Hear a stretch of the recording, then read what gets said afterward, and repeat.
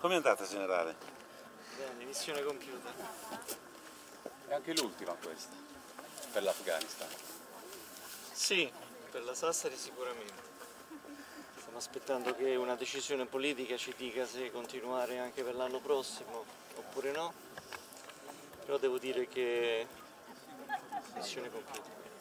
È una situazione che si sta stabilizzando anche lì. Sì, il compito di addestrare le forze di sicurezza afghane è stato assolto con tanti anni di fatica da parte delle forze della coalizione, soprattutto italiani. E adesso la palla sta in mano ai politici che devono gestire il processo elettorale.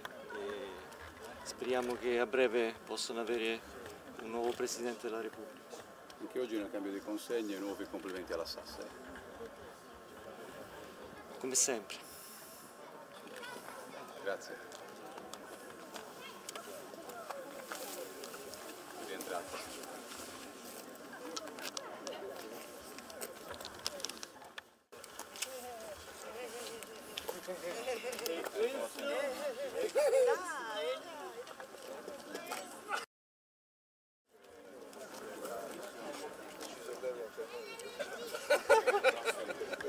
Un grande sforzo a pensare.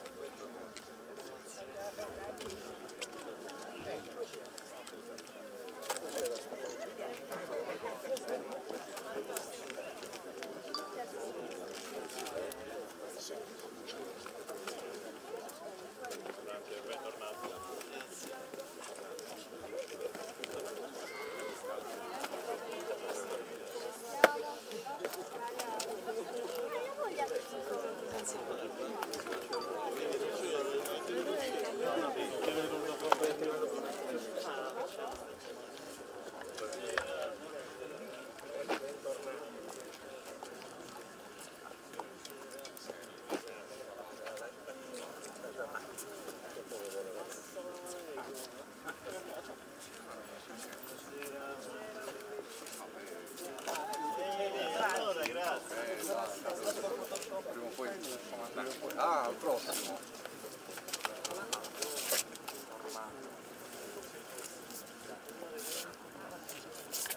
Allora, grande successo. Complimenti per voi. Sì, è stato